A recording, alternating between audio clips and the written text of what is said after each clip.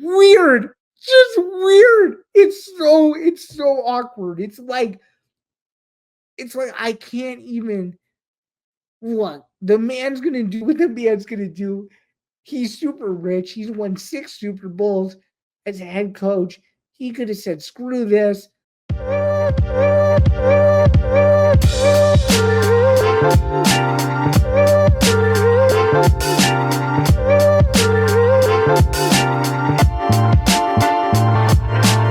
Welcome back, everyone. My name is Zain Bando. This is Bando's Breakdowns, episode 45. Thank you again for tuning in. Sorry for the delay on the drop. It is Friday this week instead of Thursday. Had a lot going on, both here inside the network, behind the scenes, getting some stuff in order, as well as some other stuff outside of here. But we are here. We are here to talk, and we even have more news to talk about than we would have had we dropped yesterday. In fact, which is crazy to even remotely consider. But we are here. We are doing it. We are kicking it. And a happy Friday afternoon to all. It's just after 3 p.m. Eastern on the East Coast. I just repeated myself. And of course, just after lunchtime on the West Coast. Hope you had a great week and I hope you enjoyed yourself this week, not just in the world of sports, but in the world of in general. In Illinois, it is gorgeous outside. It was close to 90 degrees yesterday. Today, at the time that this is airing, it's also really nice. We're in the we're weeks away from summer, just under or just a little over a month away. In a few days, it'll be exactly a month until summer officially starts, and we're 99 days away from the college football season. So for those of you who are excited about college football, we're very, very close to that coming to fruition as well. But again, thanks for tuning in. Greatly appreciated. Just wanted to get a few particulars out of the way really, really quick, as it really does help everybody out. And it just helps me out in general because it keeps me motivated to keep doing these shows. Give you guys the most original, the funniest, and sometimes the most raw content that you could find on this platform. I've gotten tons of messages from people that the only reason why they know that this podcast network exists is because of me. But be sure to check out the other shows on the network. That's very important. But let's go through the particulars. I'm not trying to toot my own horn a little bit too much. I'm just very, very grateful every week that I get a chance to do this, that I have a platform to do it. And it truly is one of the highlights of my entire week outside of all the other sports media stuff that I do. This is something that I greatly enjoy because I feel like I can just be myself when I do different shows and different pieces of content. But let's get the particulars out of the way. Episode 45. Let's run through it. But before we get to it, be sure to like and subscribe to the Empty the Bench podcast network. The climb to 1,000 is still going. So please, prayer hands if you could. As Josh Pate likes to say on his program, almost every single time he does a show. It's a great show, by the way. Shout out Pate State. It's one of the best podcasts out there. But I digress.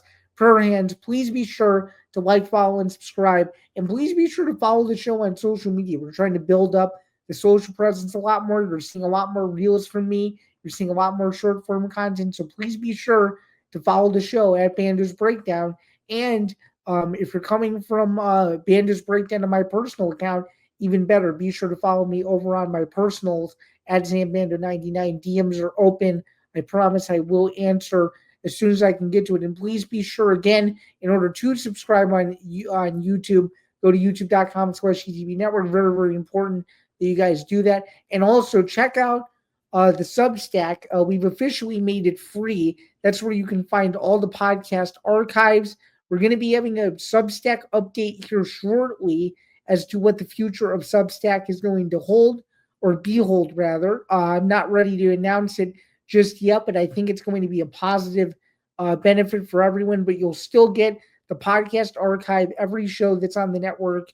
The whole RSS feeds are up there for each one, including my own. So as soon as this is over, it'll go up on the RSS feeds over on Substack, as well as YouTube and all the other podcast platforms. Speaking of, please be sure to listen to Bando's Breakdown to wherever you get your podcast.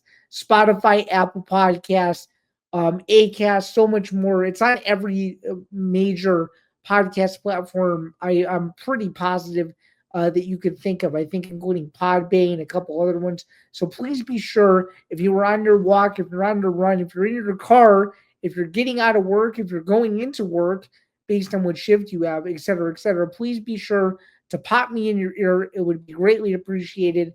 And this only takes 30 to 45 minutes of your time. So it's not that much time. You can get through me quickly. You can scrub the parts you want.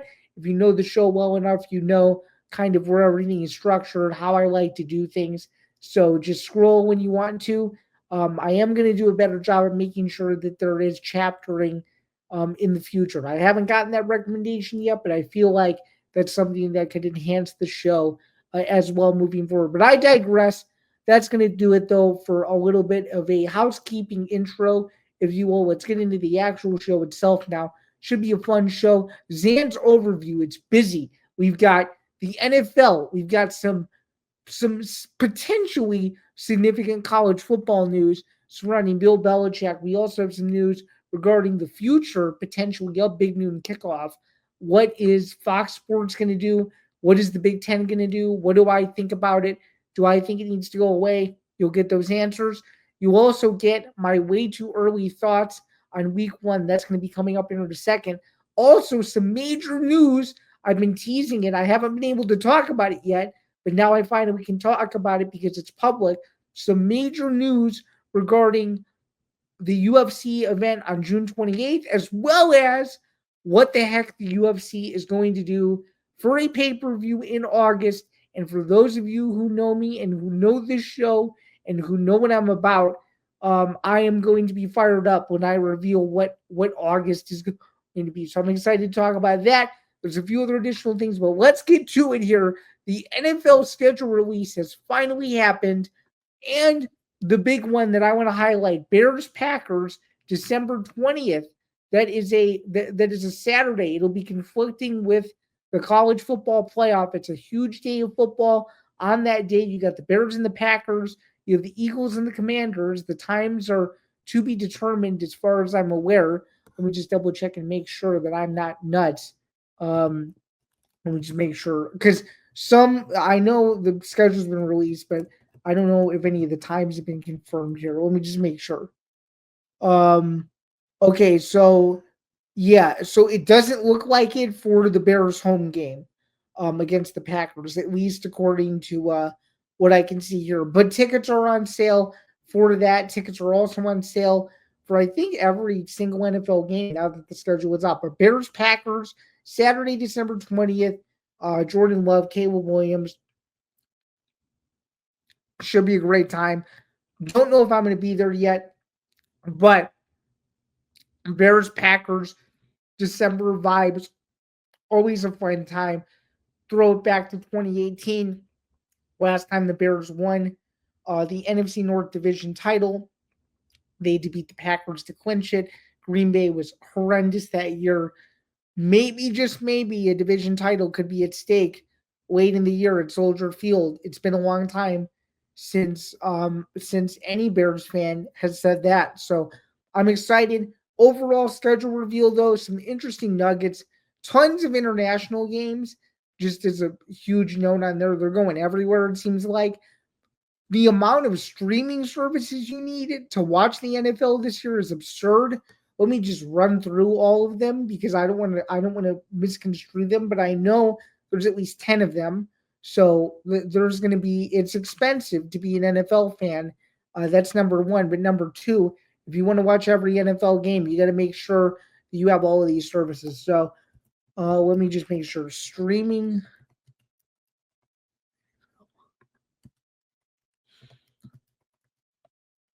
Okay.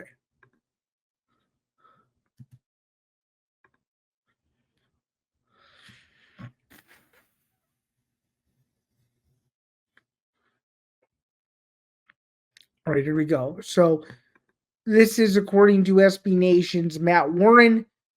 9 different services to watch the NFL in 2025. 9 different services. Not one, not two, not four, not just Sunday Ticket, 9 services. What has this world come to when it comes to freaking football? I don't know. But let's go through all the streaming services because wow, look at this. This is absurd. Okay, so here we go. So, in order to watch every NFL game this season, you'll need Amazon Prime. That's obviously for Thursday night football. You'll need Netflix for the Christmas games. You'll need Peacock for the Sunday night football games, and they'll probably have a few exclusive Peacock games on there that I'm not thinking about.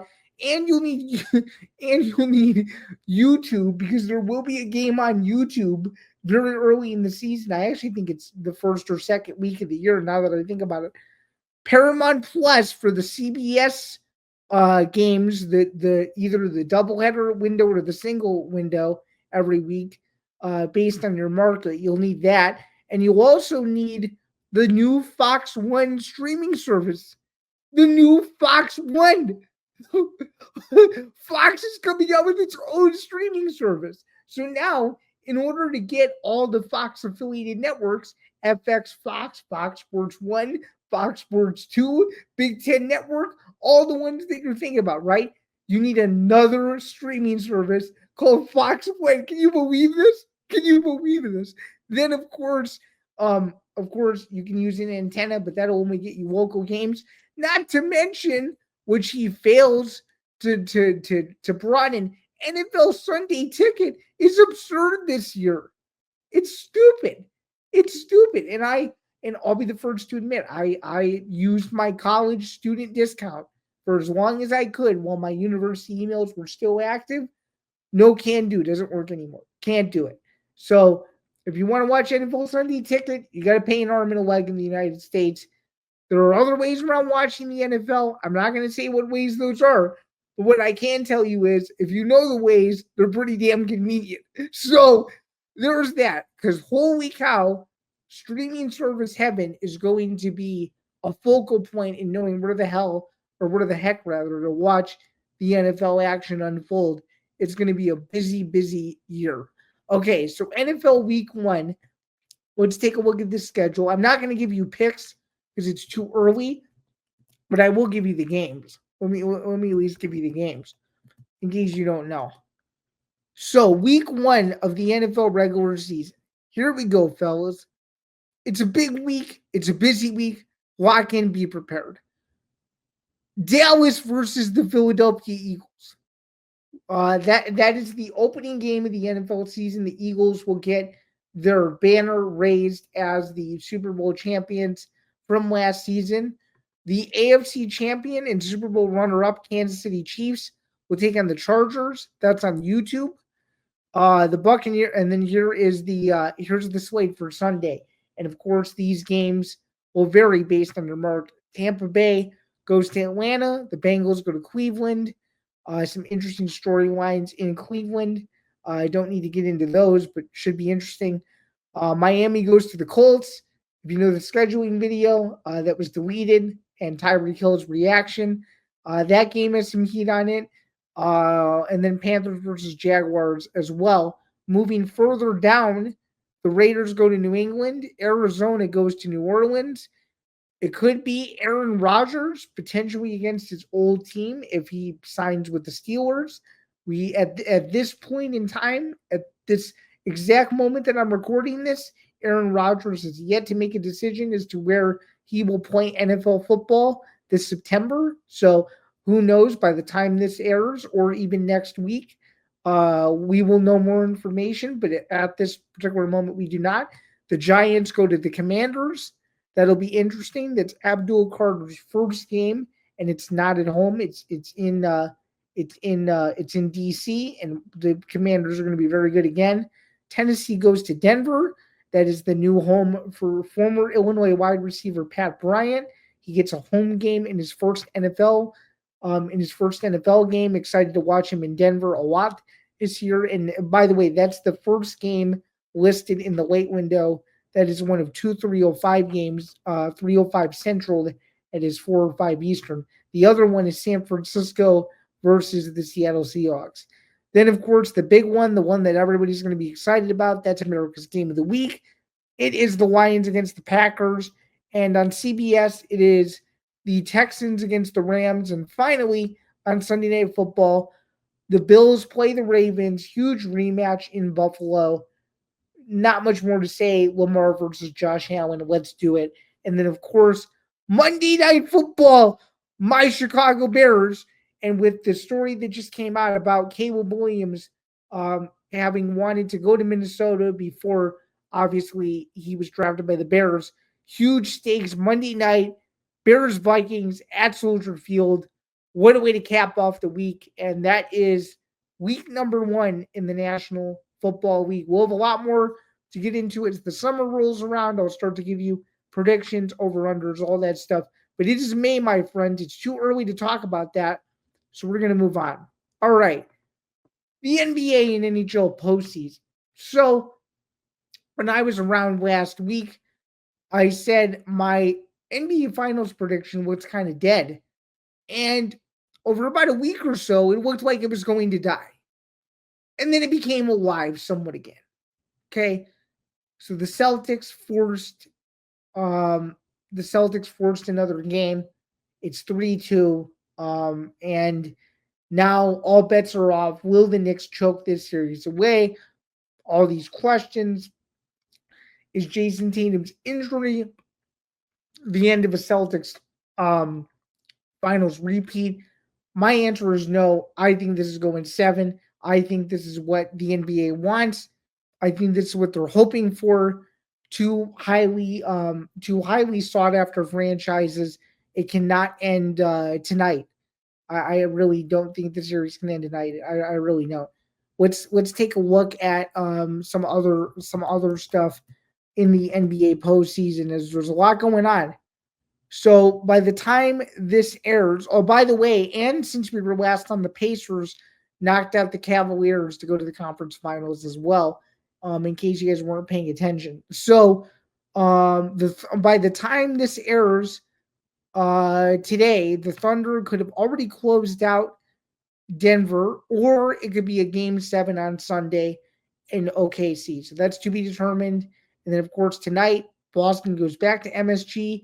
And if they win that game 7 for all the marbles to go to the Eastern Conference Finals and play the Indiana Pacers at TD Garden, the Knicks and the Celtics, in a possible game 7, 8 p.m. Eastern on Mondays. That'll be exciting. And of course, the Timberwolves knocked out the Golden State Warriors, so they are awaiting, of course, the winner of the Nuggets and the Thunder, which, by the way, in case you didn't know, I'm a Thunder fan. That's my second favorite team. If they play the Minnesota Timberwolves in the Western Conference Final, I may have to sneak up to Minneapolis because that's going to be a fun atmosphere. We'll see what happens with that. That's all fluid. I don't know if I'll even remotely do that. It is a shot in the dark idea that I've sort of thought about. But that's the NBA. That's where we're at in the association. Prayers to Jason Tatum. Let's take a look at the NHL. We had an emphatic finish the other night. Edmonton beats Las Vegas in overtime to go to the Western Conference Final.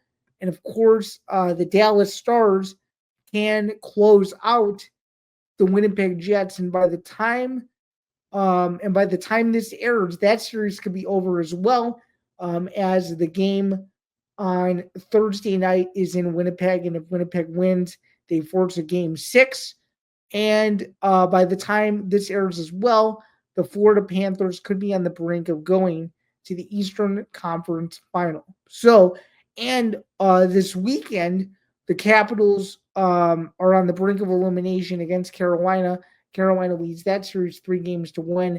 So by the time we air next week, I'm pretty darn sure we will know who is in the Eastern Conference Final as well. So that is hockey's latest update. Looks like Edmonton is the hottest team this postseason from what I can tell, but there is still a lot to be determined until then. So that's going to do it for the playoff capsule. Let's talk about Big Hoodie Bill Belichick. All right, here we go. So is he on the hot seat at North Carolina? We're getting more information. Pablo Torre doing an exceptional job reporting all this stuff over the last week. What's going on with Belichick? How long has he known Hudson? And it appears that they've known each other for quite some time. It appears, dating back to his years in New England, they were already connected. They were as connected when she was 19 years old and he was still coaching the Patriots. Weird, just weird. It's so awkward. It's like I can't even. What the man's gonna do? What the man's gonna do? He's super rich. He's won 6 Super Bowls as a head coach. He could have said, "Screw this. I'm going to Nantucket. I'm going fishing."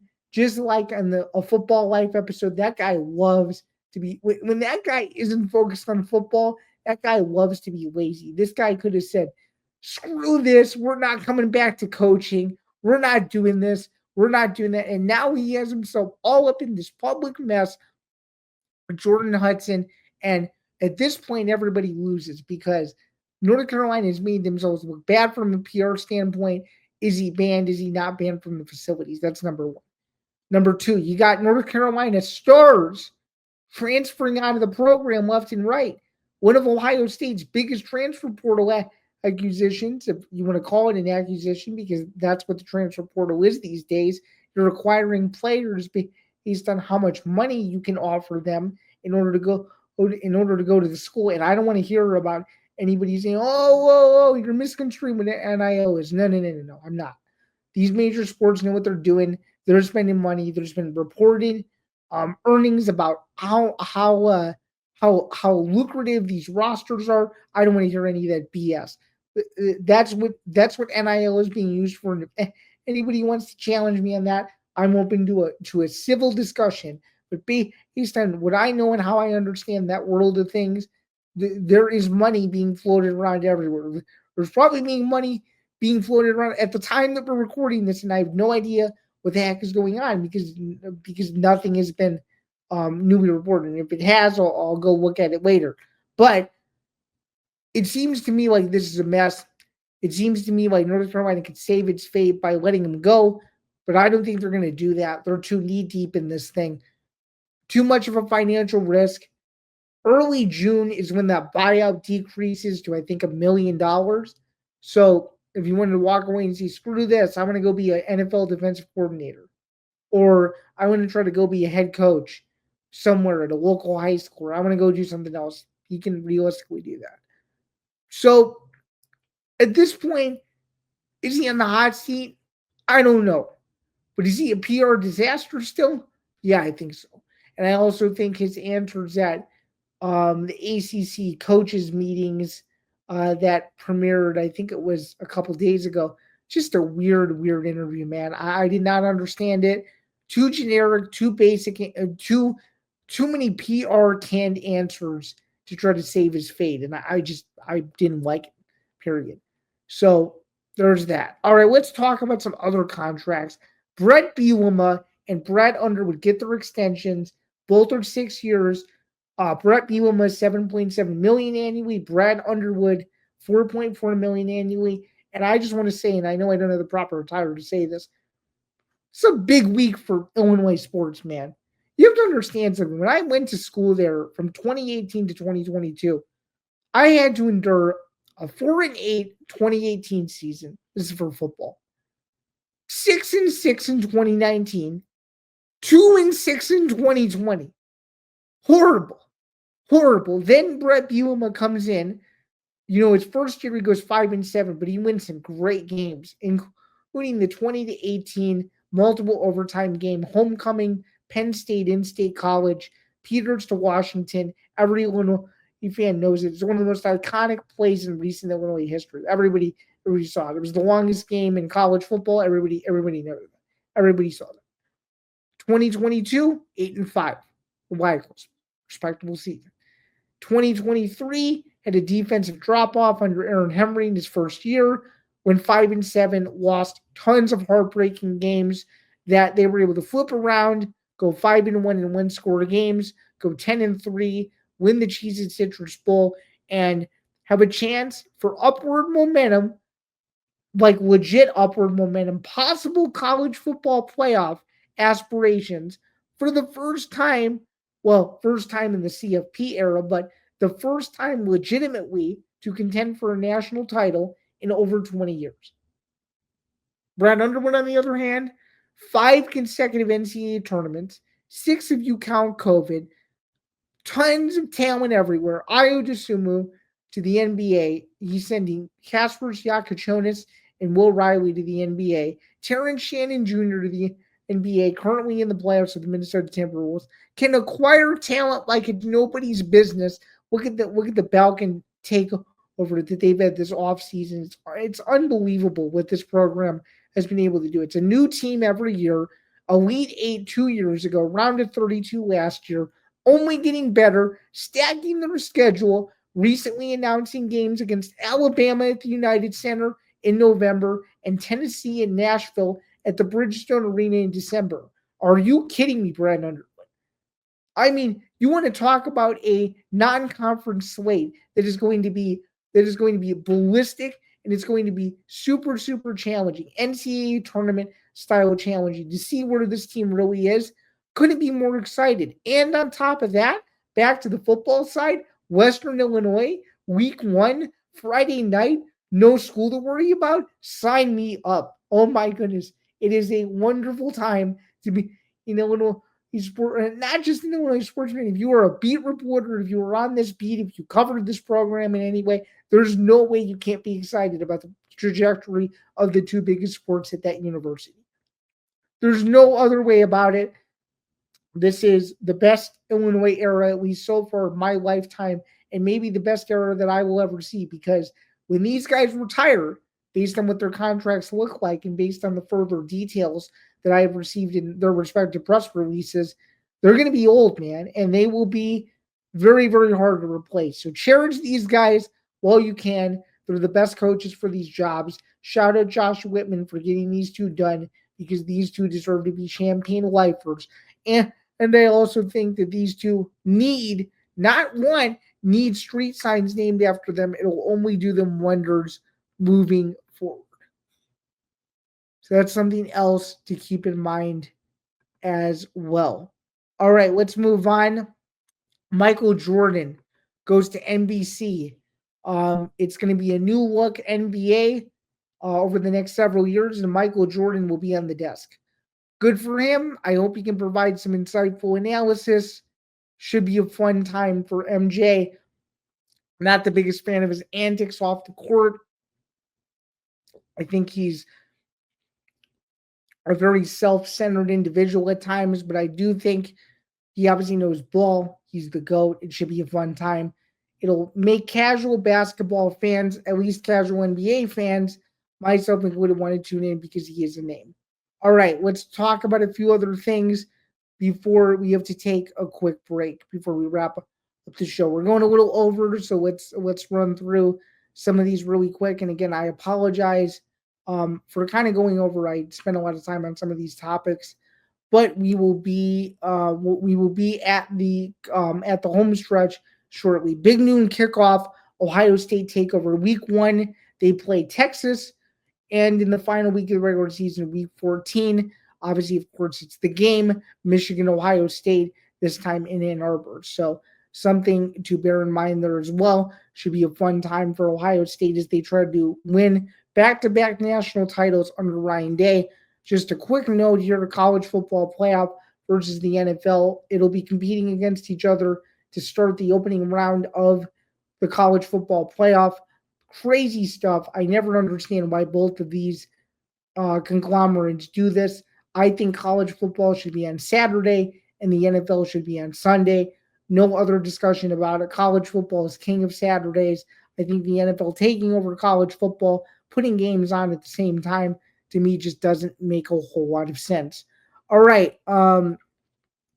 With that being said, though, we are going to take a quick time out and we are going to get a quick word from our friends over at Playback, as Bando's Breakdowns is presented by Playback. So I will be right back at your services in just a second, and then we can get things rolling once again. Just wanted to give a quick timeout in the middle of the show to remind you guys that Bando's Breakdowns is presented by Playback.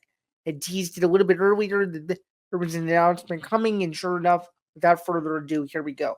Presented by Playback, watching sports is more fun with others, but we spend too much of our time watching alone.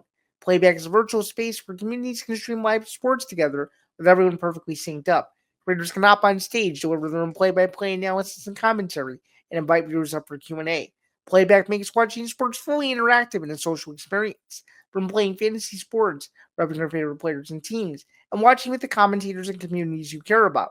Win or lose, sports are best to do it together. Join our community by going to playback.tv/ETV Network to find out more, including our live stream schedule. And with that, we can get back to the show. All right. Well, thank you again for checking out that message over to Playback. Again, playback.tv/ETV Network for all of the needs there. Well, let's get into it, though. We have some huge news to close things out. UFC 317, my friends, at long last, with under 50 days to go until International Fight Week, we have a freaking fight. It's Ilia Topuria. It's Charles Oliveira. It's for the vacant UFC lightweight championship. Islam Makhachev is officially moving up to fight Jack Della Manuela. We don't have a date for that fight just yet, but we are getting a banger in Topuria versus Oliveira. Oliveira gets a title shot off of a huge win fairly recently. It was last November against Michael Chandler. Ilia Topuria vacates his UFC featherweight title to move up to lightweight. A lot of stakes in this one. Huge odds. Ilia Topuria, the early favorite to win in this fight. Should be very interesting to see how this fight plays out. Again, we're a little under 5 weeks away from it or so. Should be a fun time. Cannot wait to see how everything unfolds with this one for the lightweight championship main event of the evening, or the co-main event, which I don't have a graphic for, is Alexandre Pantoja versus Kai Kara France. That's finally happening. And of course, I would be remiss because it is time, my friends. We have waited 6 long years. Finally, everyone, we finally got it done. It took forever. We made it happen, but finally, it is back in Chicago. We did it.